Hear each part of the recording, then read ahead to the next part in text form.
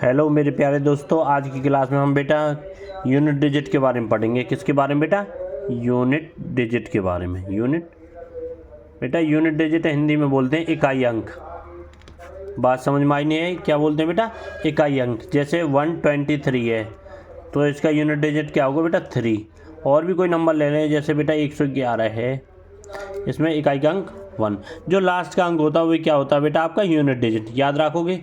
अब बेटा कुछ ऐसे नंबर हैं जिनका यूनिट डिजिट सेम होता है, ऑलवेज सेम। कौन कौन से बेटा? 0, 1, 5, 6, 0, 1, 5, 6। ये बेटा क्या होंगे? इनका यूनिट डिजिट ऑलवेज सेम होगा। इतनी इसकी बेटा कितनी भी पावर कर लियो हमेशा सेम होगा। जैसे मान लेते हैं बेटा 5 का करके देखते हैं। देखो 5 की 1 करते हैं बेटा 5 की पावर 2 करते हैं बेटा कितना? 25। इसमें भी लास्ट डिजिट। 5 की 3 करते हैं बेटा 125। 5 की 4 करते हैं बेटा 625। तो करते चले जाओ बेटा, कितना हो? लास्ट का डिजिट क्या आ रहा है बेटा? 5। ऐसे ही बेटा कितनी भी डिजिट कर लो इसकी। ऐसे 6 के केस में करेंगे बेटा 6 की 1, 6 की 2, 36, 6 की 3, 200, 216। अब बेटा लास्ट का डिजिट क्या है? 66। तो बेटा 0, 1, 5, 6 इसे याद रखोगे क्या बेटा? ये ऑलवेज सेम। कोई प्रॉब्लम किसी को बेटा? 0, 1, 5, 6 इसकी यूनिट डिजिट क्या बेटा? ऑलवेज सेम रहेगी। अब बेटा इसके बाद देखो कुछ ऐसे नंबर है बेटा, सभी का इससे जो बचे नंबर हुए कौन कौन से बेटा? 2, 3, 7, 8, 4, 9 ये नंबर बचे हैं। अब बेटा इनकी इन सभी की कॉमन, अब इसकी सभी की बेटा क्या मान लेनी है? कॉमन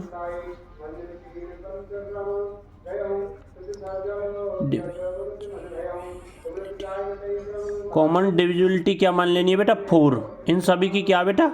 4। बेटा इस कॉमन डिविजिबिलिटी मतलब क्या होता है? कोई पूछे सर ये कॉमन डिविजिबिलिटी क्या होती है, तो कॉमन डिविजिबिलिटी क्या होती है? देखो बेटा जैसे कि क्या इस सभी की क्या होगी? 4। देखो बेटा 2 की करके देखिए। 2 की 1 2, 2 की 3, 2 की 2 4, 2 की 3 8, 2 की 4 16, 2 की 5 32, 2 की 6, 2 की 7, 2 की 8,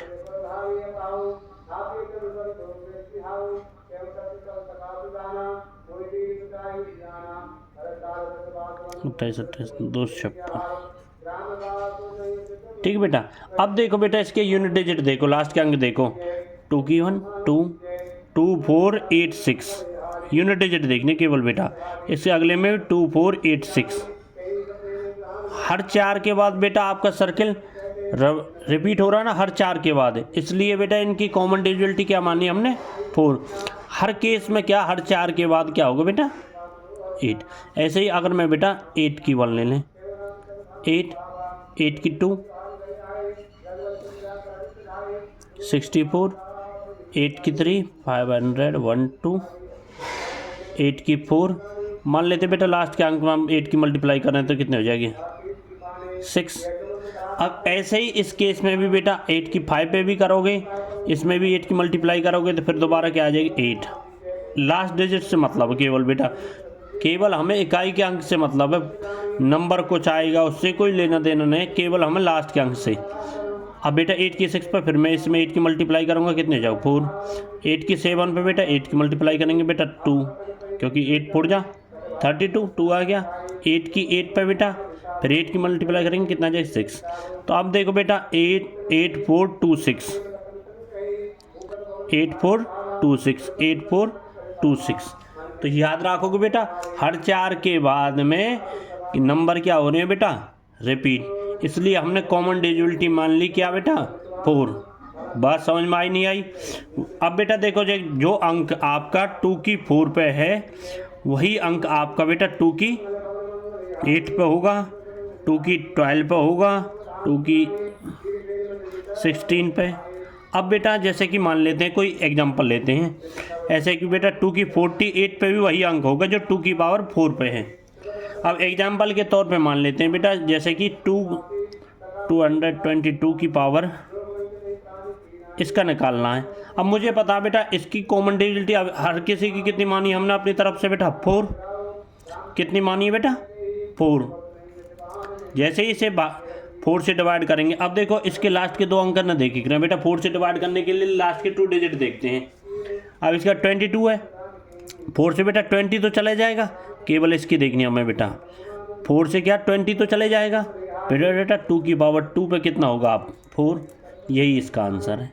बात समझ में आई नहीं आई बेटा? देखो जब हम 2 से डिवाइड करते हैं लास्ट के डिजिट को देखते हैं, 4 से डिवाइड करते हैं लास्ट के 2 डिजिट, 8 से डिवाइड करते हैं लास्ट के 3 डिजिट, 16 से डिवाइड करते हैं लास्ट के 4 डिजिट, इतना ही ध्यान रखो बेटा।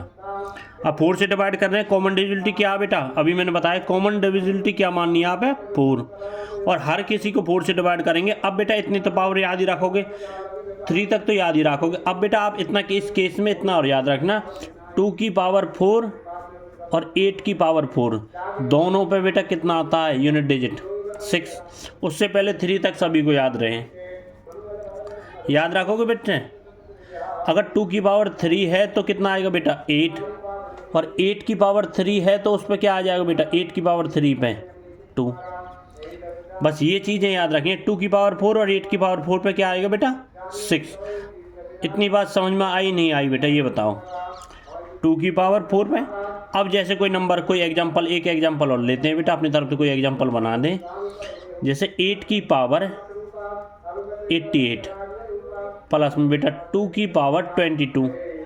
अब बेटा आप देखो ये नंबर 4 से डिवाइड हो जाएंगे कंप्लीट, तो बेटा इसका यूनिट डिजिट क्या आ जाएगा 8 पे 6, और ये नंबर बेटा 4 से डिवाइड हो जाएगा कंप्लीट, नहीं होगा तो बेटा 20 तो 4 से डिवाइड हो जाएगा, प्लस में बेटा 2 की पावर कितना आ जाएगा 2, 6 प्लस में 2 की पावर 2 क्या आ गया यूनिट डिजिट बेटा 10 है ना बेटा, 10 में 0 यूनिट डिजिट आपका 0 ही आपका आंसर है। इतनी बात समझ में आई नहीं आई बेटा? ये देखो कोई प्रॉब्लम किसी को यहाँ तक की?